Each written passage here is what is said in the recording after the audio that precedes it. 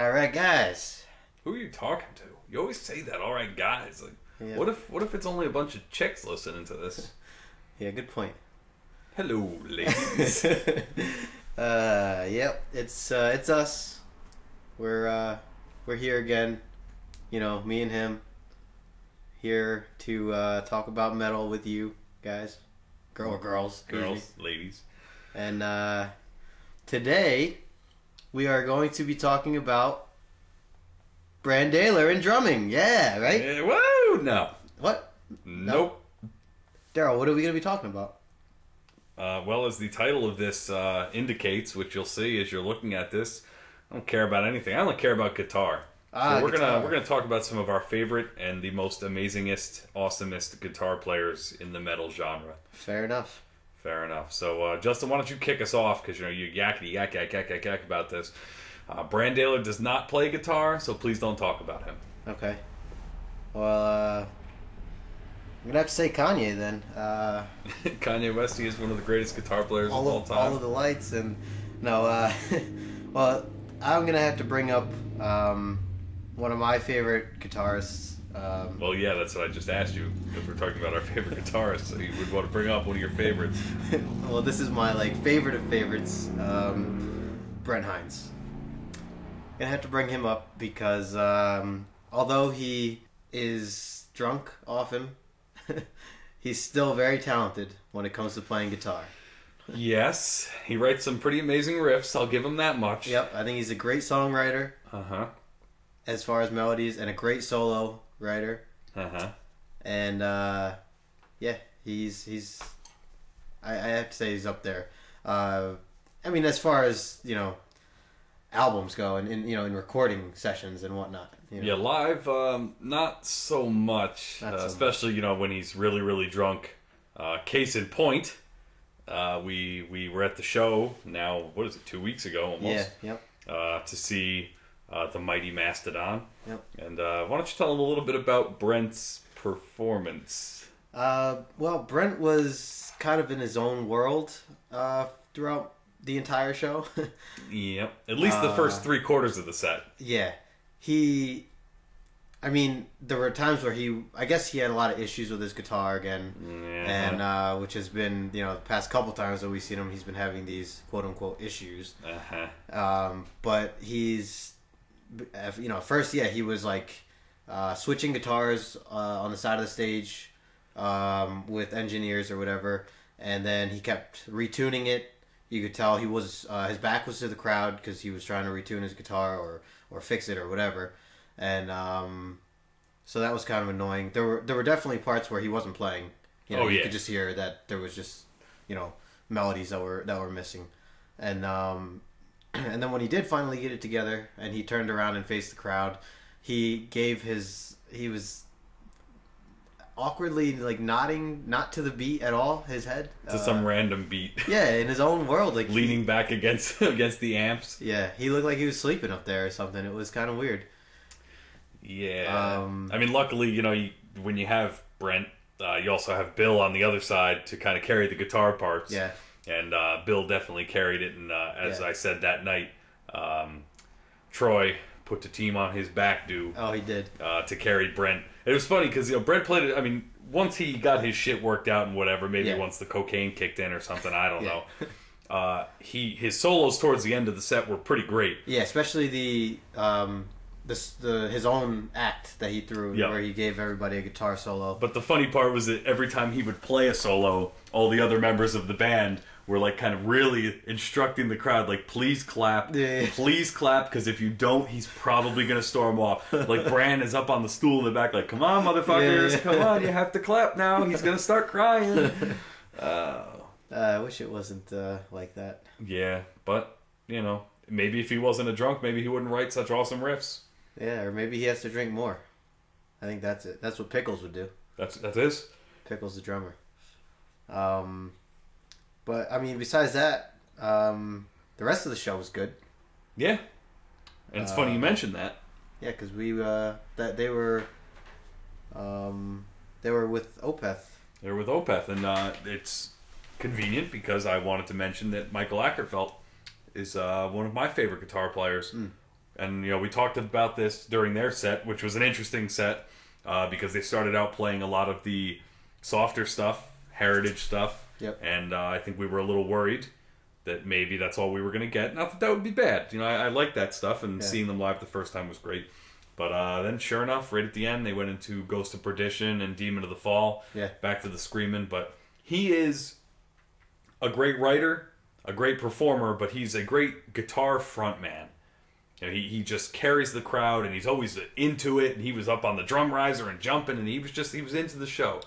Well, I was going to say, I think he's a great stand-up comedian. Yeah, he's a great stand-up comedian as well. I mean, but that it's true though. It does keep the crowd, yeah, going and laughing and whatever, Yeah, and I mean the combination of he and Frederick, it's amazing. It's just amazing what they do guitar-wise. Yep. And I think my favorite part of seeing them is just kind of marveling at how easy they make it look. So when you think about his catalog, you go back, through Blackwater Park and even the softer stuff on Damnation, Ghost Reveries, Watershed, some amazing guitar on there. Yeah. So you got to put him in the top. And he's got a new album coming out, his little collaboration with Steven Wilson, which we'll touch on next week, Storm Corrosion. Yeah. You should check that out too. Very different, and I'm not sure if fans of his guitar work are going to be thoroughly pleased with the album. Yeah. But who's another one of your favorite guitar players? I have to bring up Brendon Small. Who? Brendon Small. Brendon Small. Yep. The lead everything from Death Clock. Yep, from Death Clock and Brendon Small's Galacticon. That's right. Which is being released as you guys are listening to this. Yeah. That album is out now. Yep. And well, his solos is what really grabs me. I mean, I think through Death Album 1 and 2, they're distinct. You can tell that it's him.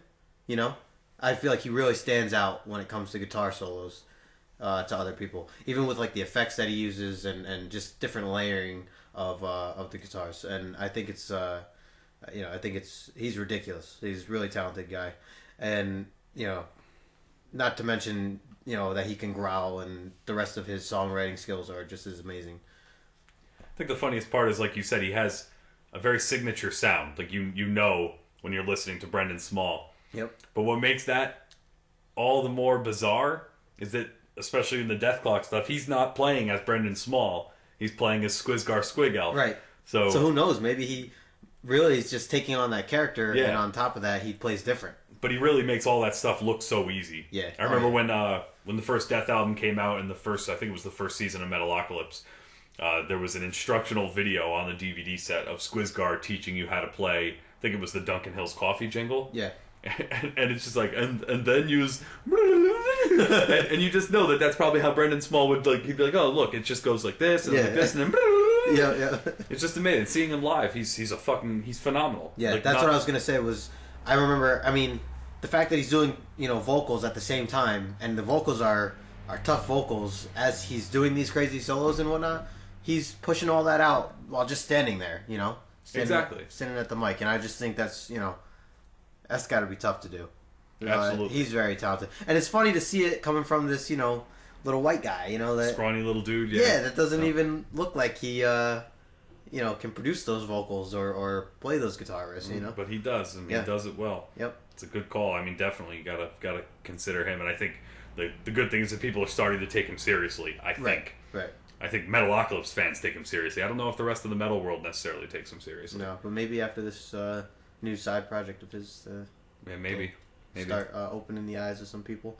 And he was really nice too when we met him. When we got to meet him. He's really down to earth. Yeah. I mean, he's kind of a nerd, so he doesn't really want the bullshit attention, which is kind of refreshing.